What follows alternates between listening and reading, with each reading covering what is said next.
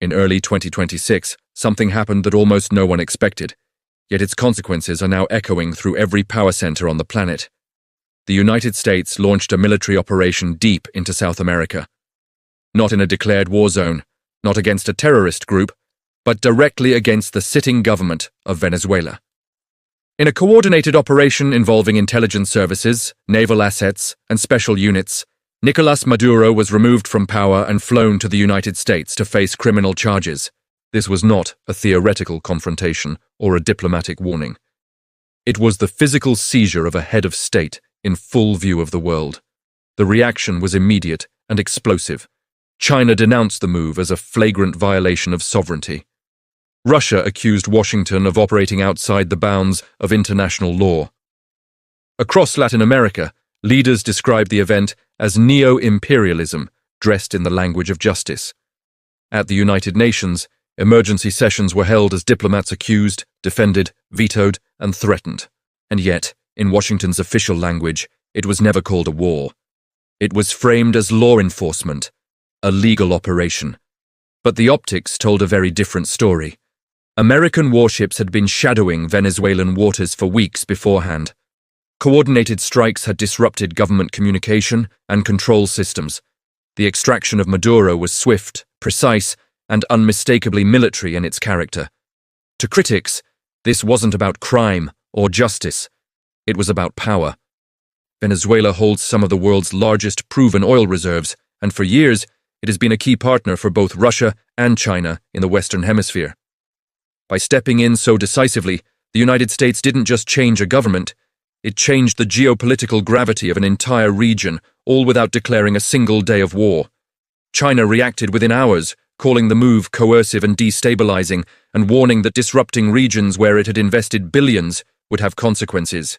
Russia echoed the outrage, accusing Washington of hypocrisy and a selective respect for sovereignty. What had been a regional crisis now had the fingerprints of a global confrontation.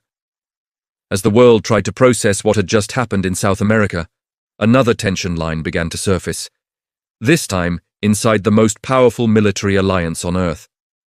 NATO, an organization built to deter conflict, was suddenly questioning its own cohesion. At the Hague summit, alliance leaders spoke openly about the need for a wartime mindset. Defense budgets were raised, strategic doctrines were updated, and Russia was formally designated a long-term threat. On the surface, the alliance looked unified. But just beneath that surface, the cracks were widening. The most striking sign came from Denmark. In a blunt public statement, its prime minister warned that any attempt by the United States to exert control over Greenland, even symbolically, would threaten the very foundation of NATO. Greenland isn't just a vast expanse of ice and rock. It is a strategic Arctic hub, a gateway between continents, and a future battleground for control over shipping routes, rare earth minerals, and military positioning. Denmark's message was crystal clear. Allies are no longer automatic followers. They are beginning to question the trajectory of American power. Across Europe, similar concerns were brewing.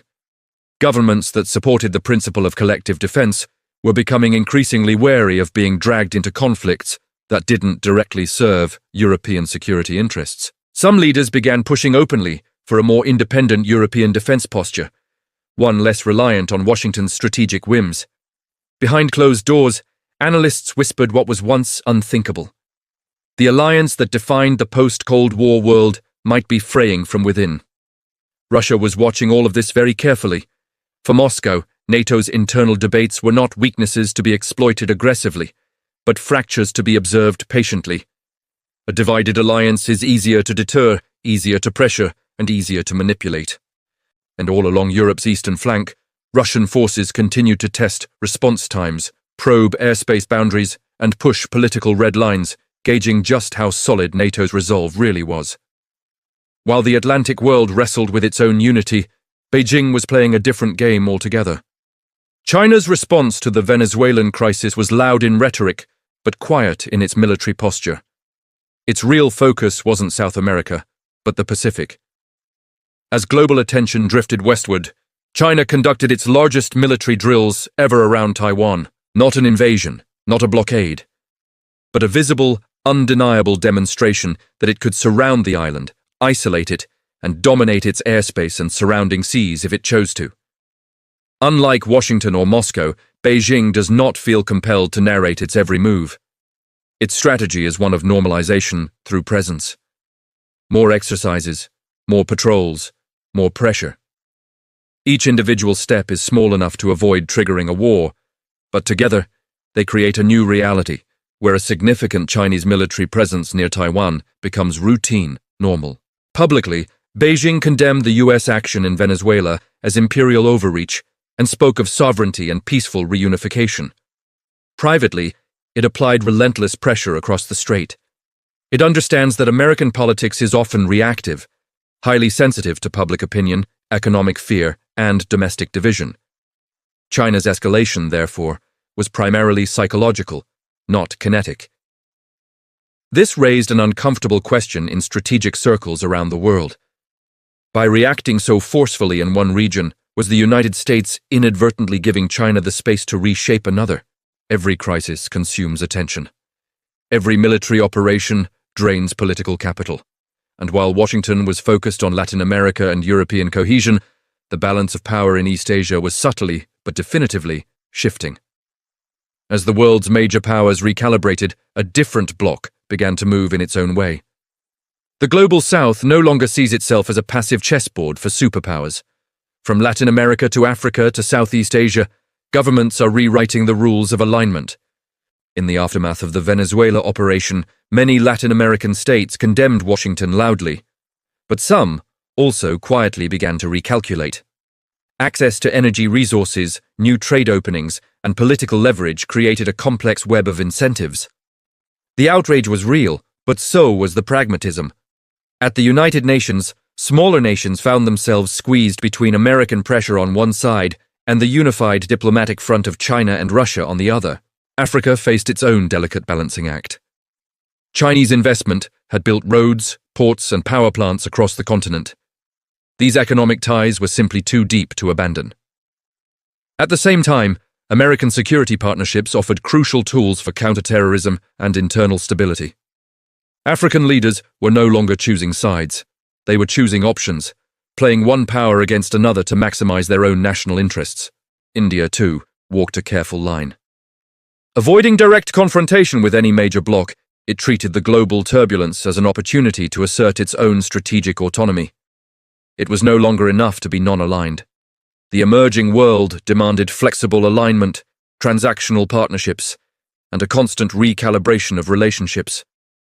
What emerged from all this was not a neat division between East and West, but a tangled web of interests that defied old Cold War logic. Influence was no longer binary. It was conditional, shifting, and negotiated in real time. Beneath all of this geopolitical maneuvering, another war was unfolding, quieter but just as consequential.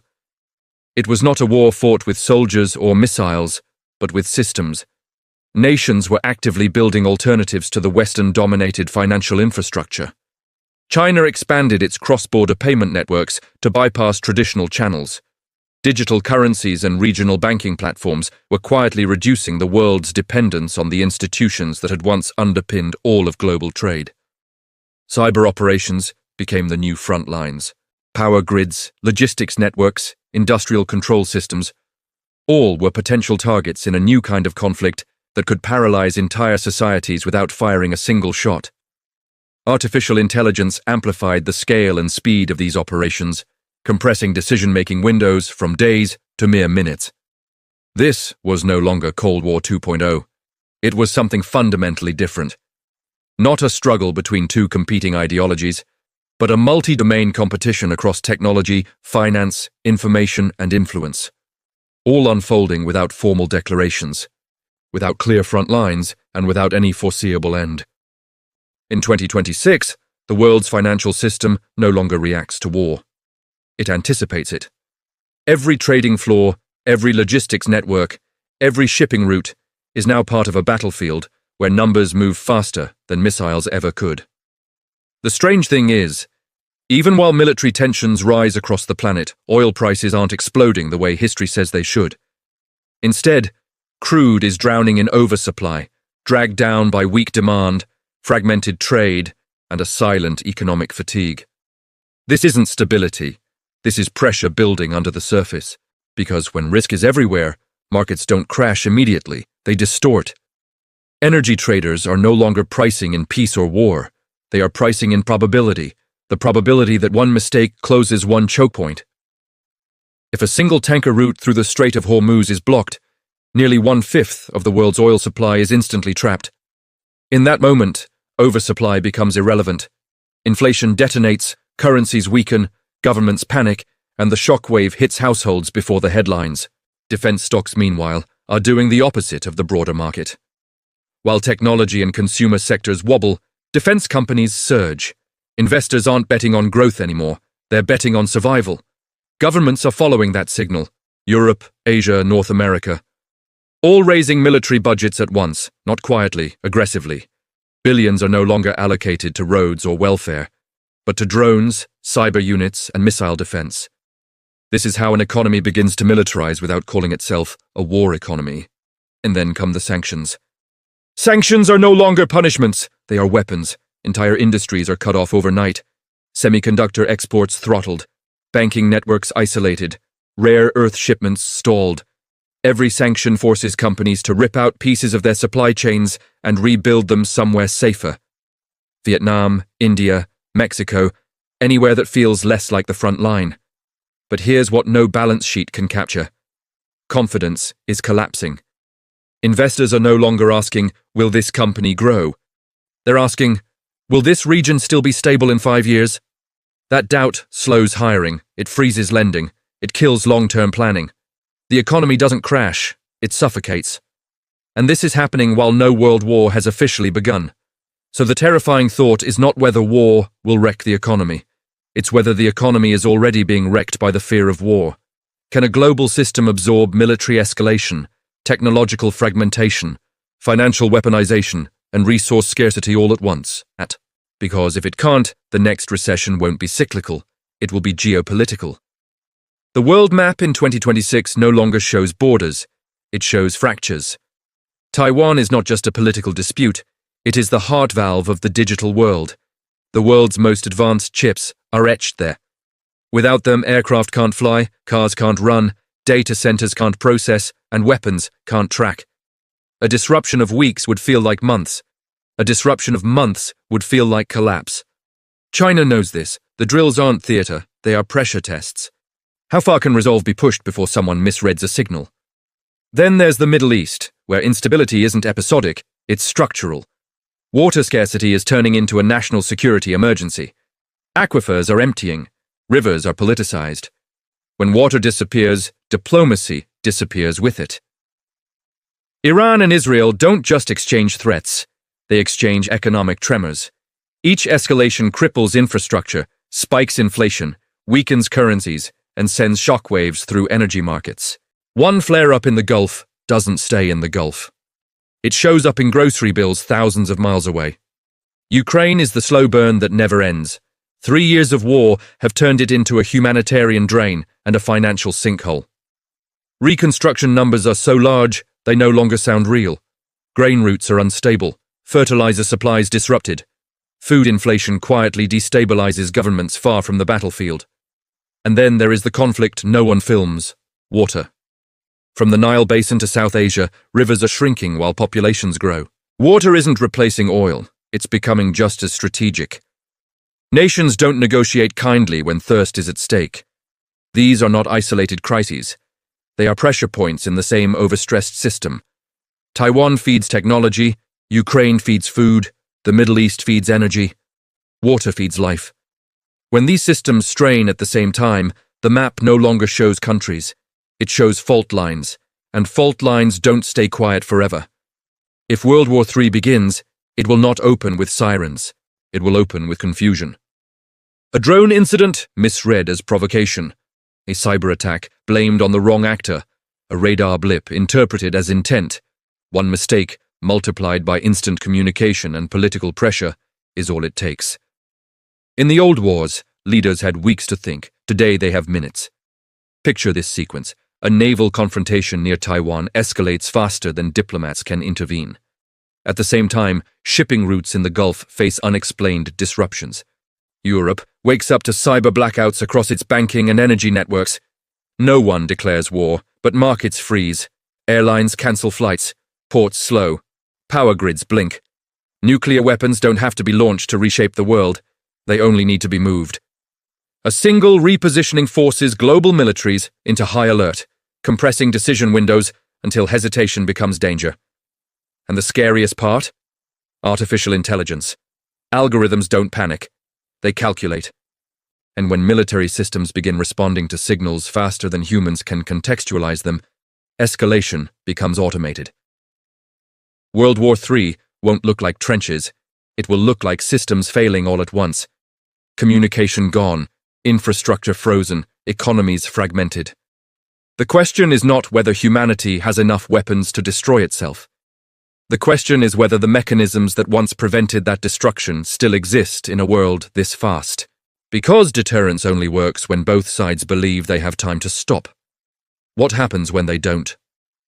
There was a time when global leadership had a single address. Not anymore. In 2026, power is everywhere and nowhere. The United States remains unmatched in military projection and advanced research.